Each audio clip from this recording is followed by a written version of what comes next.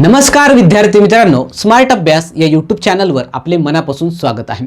आणि मित्रांनो, आजच्या या व्हिडिओच्या माध्यमातून आपण आपल्या परीक्षेसाठी महत्त्वाचा असणारा घटक म्हणजेच राष्ट्रकुल स्पर्धा ज्या नुकताच झालेल्या आहेत त्याचा आपण डिटेलमध्ये परीक्षाभिमुख अभ्यास या व्हिडिओच्या माध्यमातून करणार आहोत।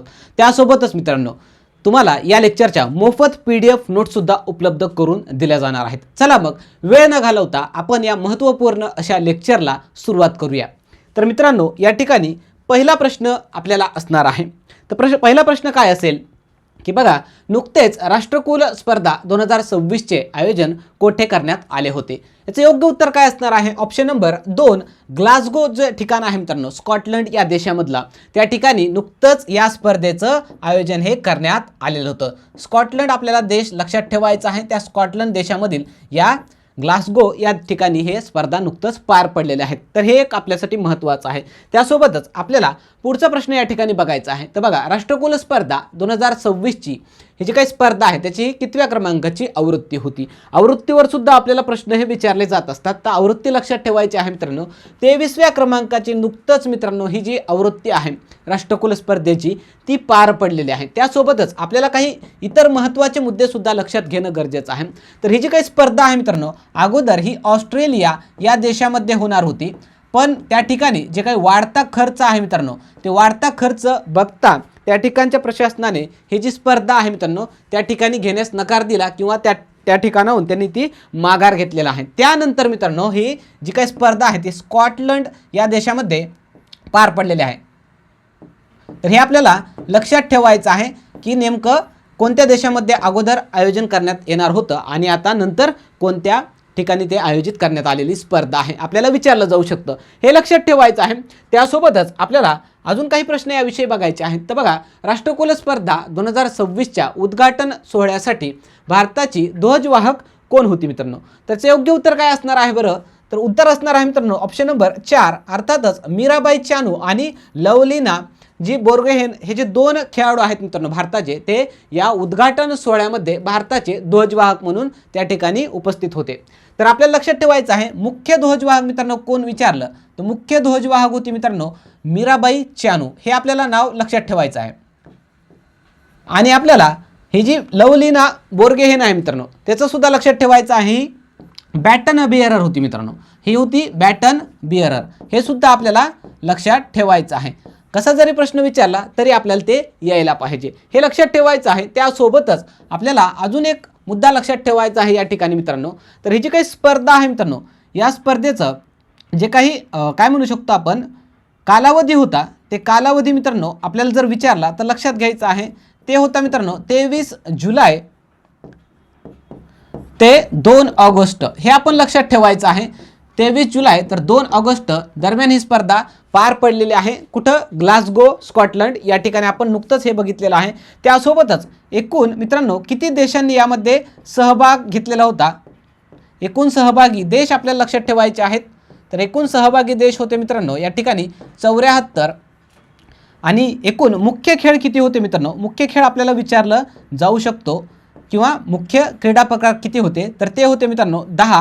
हे आपल्यासाठी महत्त्वाचे मुद्दे लक्षात ठेवायचे आहेत, आपल्याला विचारलं जाऊ शकतो मित्रांनो। आणि तसेच कोणकोणते खेळ मित्रांनो या स्पर्धेमधून यावर्षी वगळण्यात आलेले आहेत?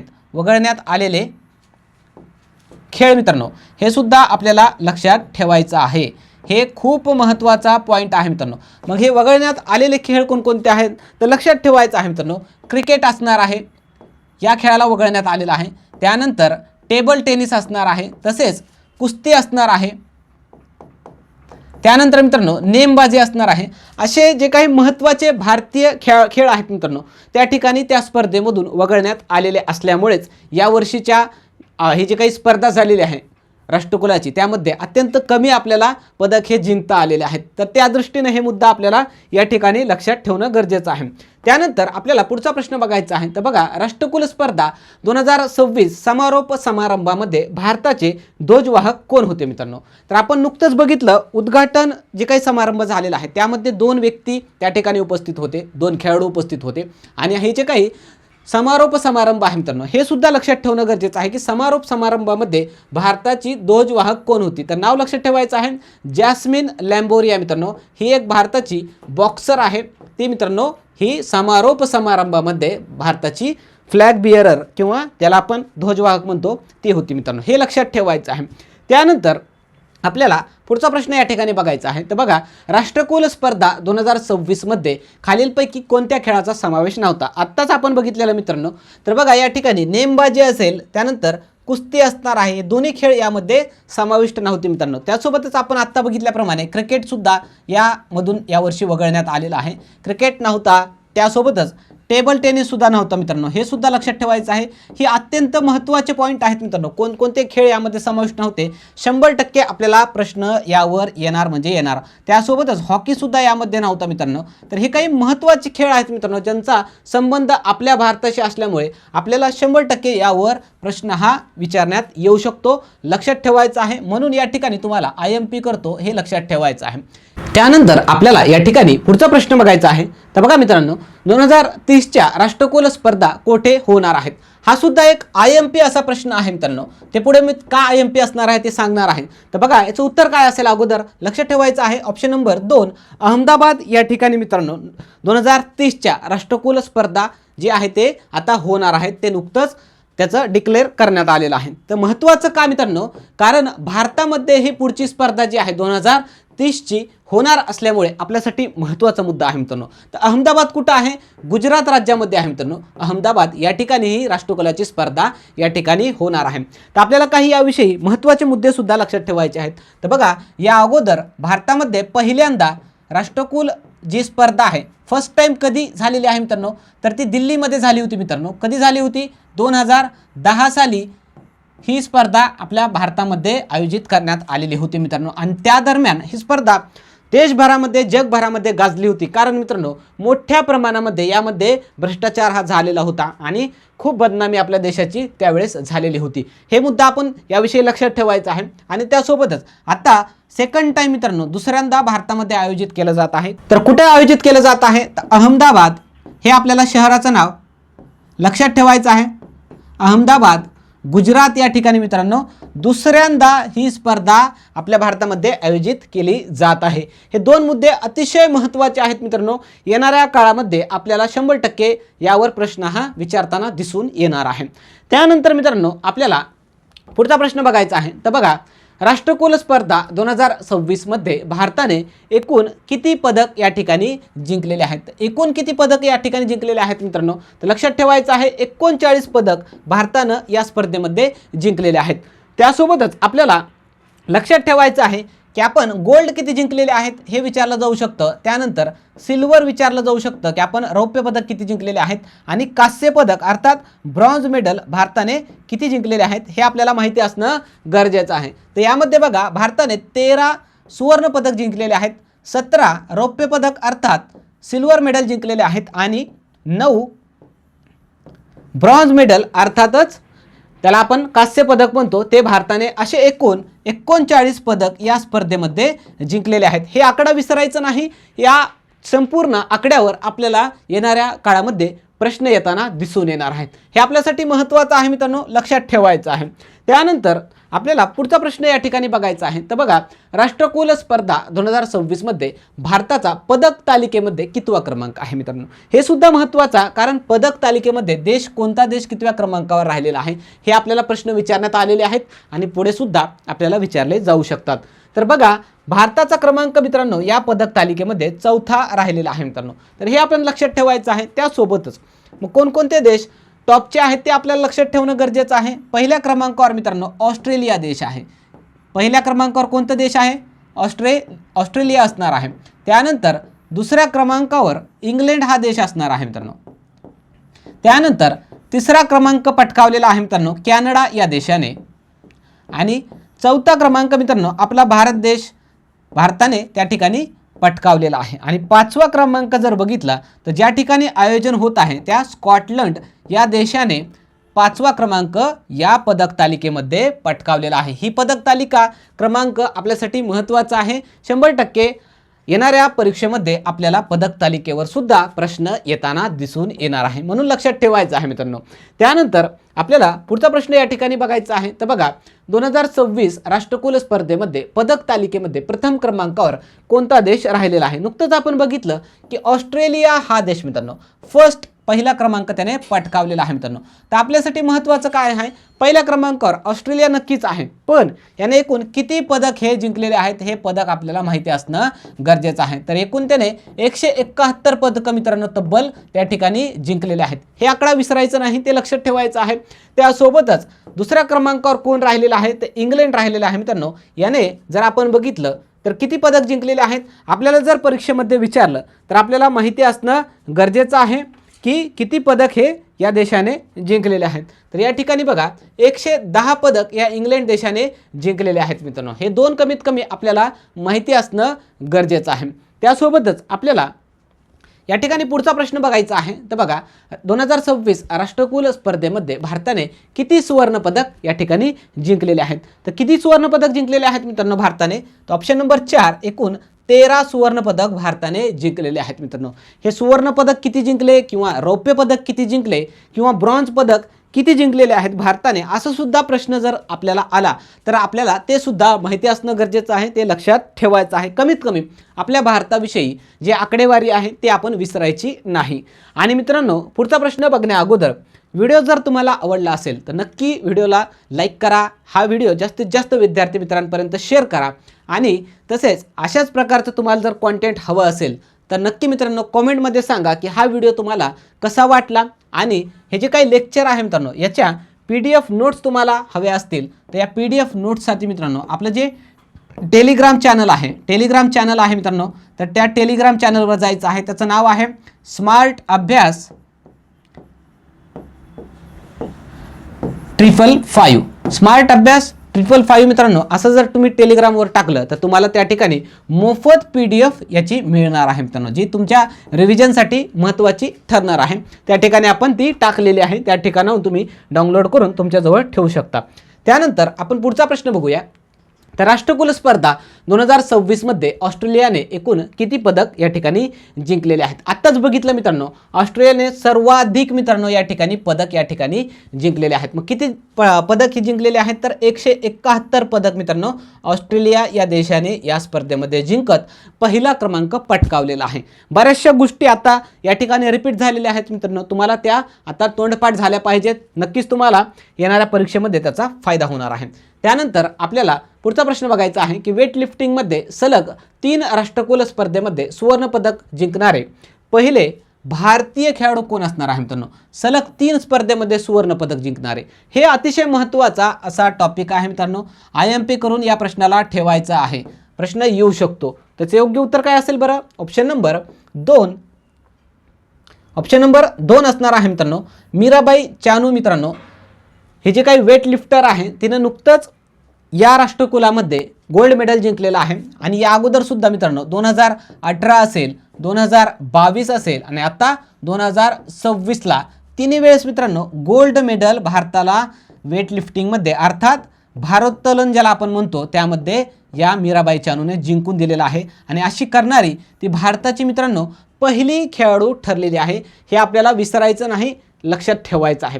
त्यासोबतच मित्रांनो आपल्याला पुढचा प्रश्न या ठिकाणी बघायचा आहे. तर बघा, एकाच राष्ट्रकुल स्पर्धेमध्ये ट्रॅक अँड फील्ड या प्रकारामध्ये 2 पदक जिंकणारा भारताचा पहिला खेळाडू कोण ठरलेला आहे मित्रांनो? म्हणजे एकाच राष्ट्रकुल स्पर्धेमध्ये 2 पदक जिंकणारा खेळाडू कोण आहे असं विचारण्यात आलेलं आहे.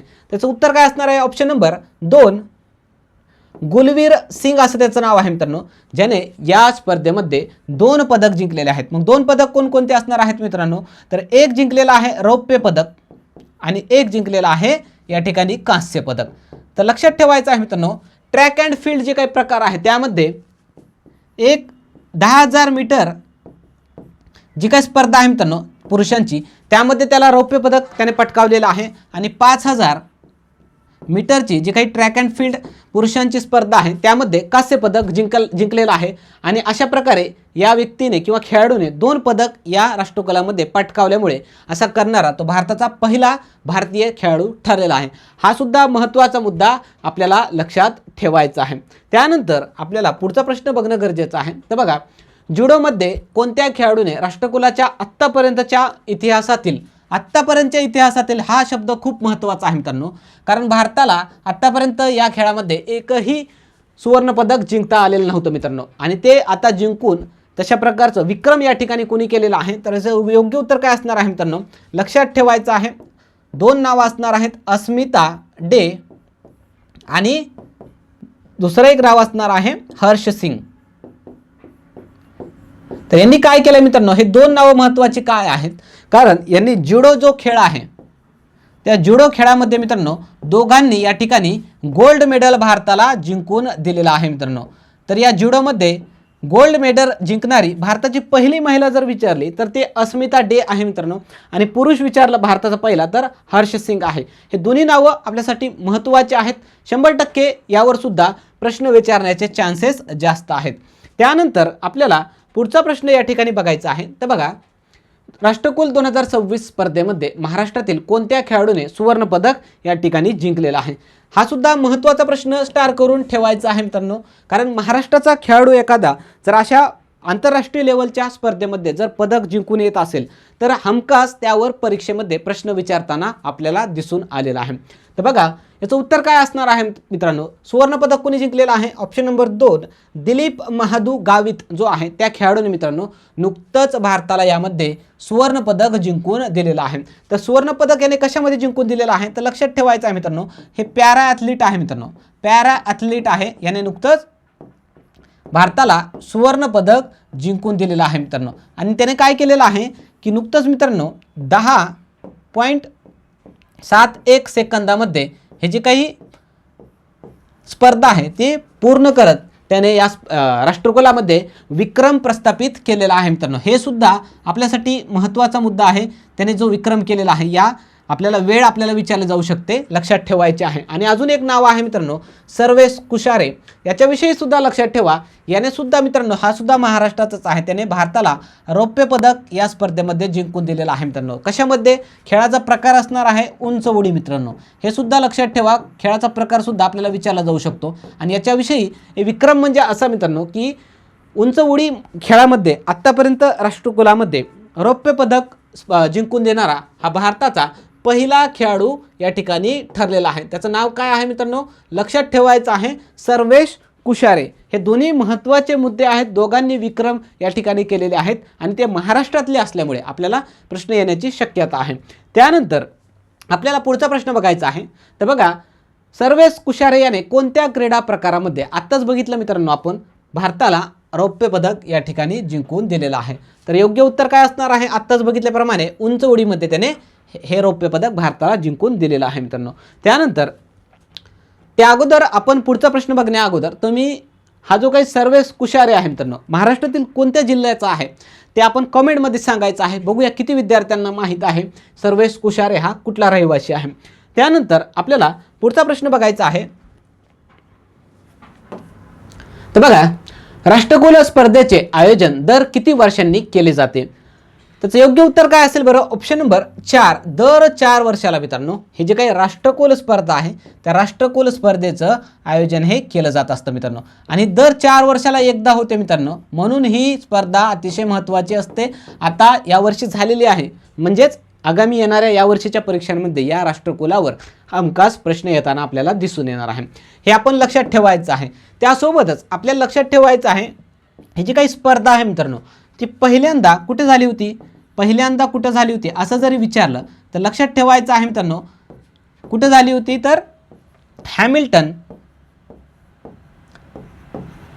कॅनडा या ठिकाणी ही स्पर्धा पहिल्यांदा झाली होती मित्रांनो। कधी झाली होती जर विचारलं तर 1930 साली ही स्पर्धा पहिल्यांदा त्या ठिकाणी झालेली आहे। हे सुद्धा मुद्दा आपल्यासाठी महत्त्वाचा आहे।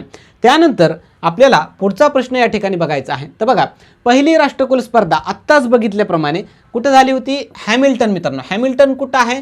तर कॅनडा या देशामध्ये आहे। त्या ठिकाणी स्पर्धा झालेली होती 1930 साली मित्रांनो। महत्त्वाचा मुद्दा स्टार करून ठेवायचा आहे।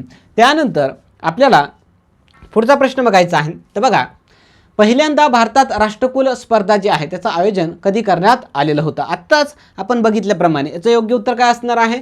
ऑप्शन नंबर 1 2010 मध्ये मित्रांनो दिल्लीमध्ये ही स्पर्धा जी आहे ते भारतामध्ये पहिल्यांदा आपल्या देशात आयोजित करण्यात आली होती। आत्ता 2030ची जी स्पर्धा असणार आहे ती आपल्या भारतातच होणार आहे, परत एकदा अहमदाबाद या शहरामध्ये मित्रांनो।